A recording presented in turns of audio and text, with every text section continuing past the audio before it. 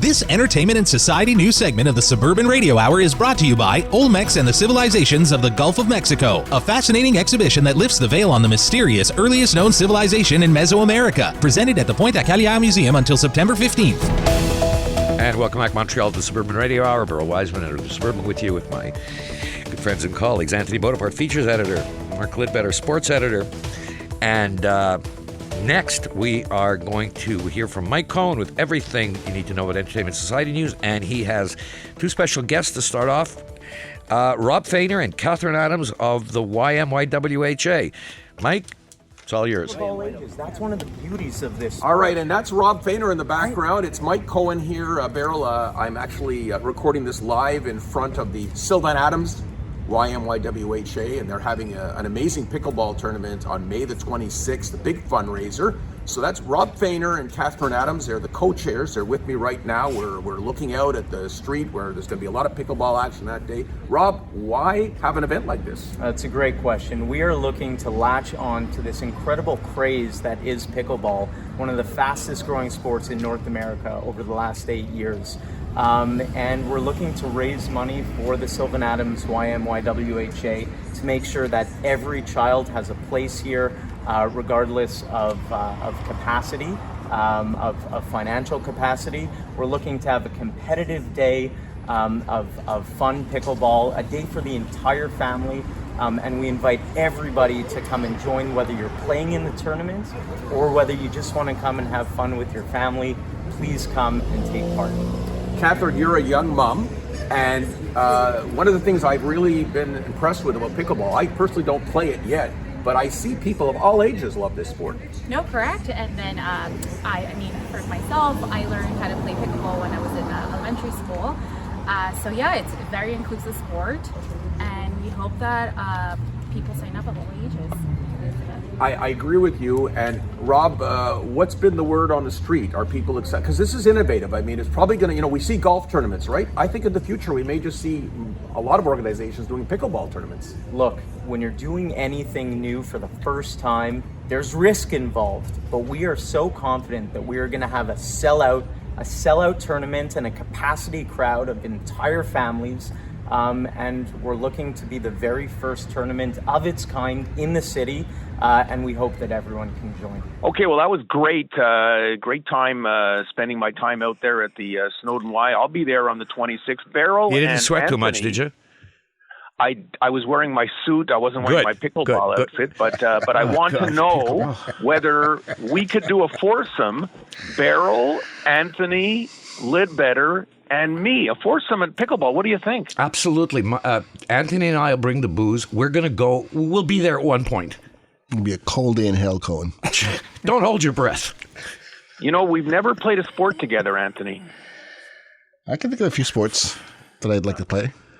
All right. Well, we'll work on that. But anyway, I've spent a lot of time at the Y in the last few weeks, talking to the people about this. It's really a great idea that they have for this pickleball championship, out of the box. And I think, I know we see a lot of golf tournaments, a lot of them. And I think this may be the future in terms of seeing a lot of pickleball tournaments. So people, as I know, people can go to the Suburban On Air, to our website, and they could see my full interview with Catherine and Rob. It was a lot of fun. So turning to a few other things, in entertainment news, the big top's been raised at the Jacques Cartier, the Quai Jacques Cartier in Montreal's Old Port, and the Cirque du Soleil is back. Curious Cabinet of the Curiosities with the run. The run will extend through August 25th.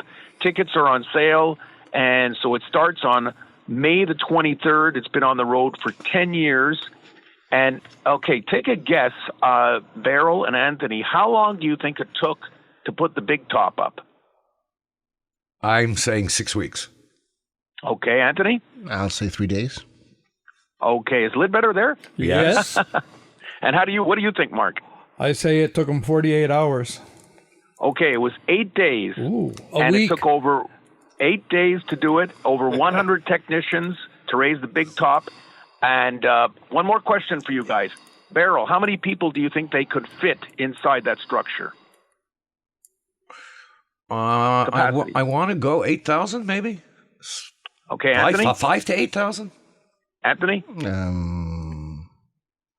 Couldn't tell you. You're not even going to make Well, a guess? I couldn't either. I'm trying to humor him. Let's say 3,000.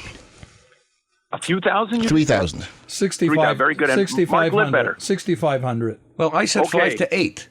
And the winner is, like, the price is right, Anthony Bonaparte. 2,500 people can It's a fit in there. twofer. So that was a lot of fun. I came close on the first question Yes. he asked. What game show was And- that, Anthony? That when you came closest, well, it wasn't The Price is Right or something. It was. Oh, what the hell? Yeah. Go ahead. Oh, I don't know. It's okay. So moving on to, you know that I'm a big reality TV fan. So when Ethan By the way, Zahn before we go there, came you down- said that the Cirque has been on the road for 10 years, but they've had shows here. No, this particular show, Okay. Curious, Cabinet of the Curiosities, Got has it. been on the road for 10 years. Got it. Exactly, yeah. So I'm a big reality TV fan, and Ethan Zahn was in town last week. He is the star, one of the stars of the TV show Survivor on CBS and on Global, and he was in it 3 times. He won the Survivor Africa $1 million. He beat cancer twice. I had interviewed him for Suburban on Air about a year ago, and I had met him in person some time ago when he was here, so it was really a great time to meet with Ethan. I loved it. So go to the Suburban on Air and see my full interview with him. He was here for the Jewish Community Foundation of Montreal, and I think that's about it, guys. It was great talking to you. Great talking to you, Mike. All right, thank you. Take care. And now let's get a look at the week ahead with best weather specialist in Montreal, our own Stephen Bellina. Steve, what do we got coming up? Good evening, Montreal. I'm Stephen Bellina, and this is the Suburban Weather Minute. Well, it seems that I spoke too soon last week when I talked about the fire season getting off to a slow start, because we had some fires break out across the province of Alberta, and those fires once again forced the evacuation of Fort McMurray. Fires, as I record this, are burning about 5 kilometers from the city, which has undergone a mandatory evacuation. About 21,000 hectares have already burnt in Alberta. The good news is there's been some cooler weather along with some light rain and some lighter winds over the last few days, but the fire is still out of control and evacuations have still been ordered.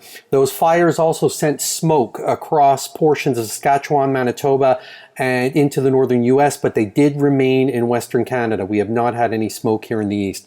One thing we did have was the geomagnetic storm, which created spectacular northern lights across most of North America, here in southern Quebec, across parts of Europe. Just spectacular a week ago on the Friday evening, and also into the early Saturday morning. Solar activity is actually at a maximum right now, so there is the potential that we could have some more northern lights over the next few days. One thing of note is that it was the most powerful geomagnetic storm to strike the planet in over 20 years. So the lights were absolutely brilliant and seen as far south as parts of the deep southern US, the Gulf of Mexico, even into northern Mexico. We have some summery weather in store for southern Quebec, finally. We are looking at some warm weather into the Victoria Day Monday. Temperatures are going to rise into the middle or even upper 20s for some of us, and that warm weather will persist for most of the upcoming week. There is a chance of some scattered showers and thunderstorms, as is typical as the weather begins to warm up, but it looks like summer is finally upon us. You can always get an update at thesuburban.com under the blog tab, the Suburban Weather page. Until next time, I'm Stephen Bellina. And thank you, Montreal's leading weather specialist, our own Steve Bellina.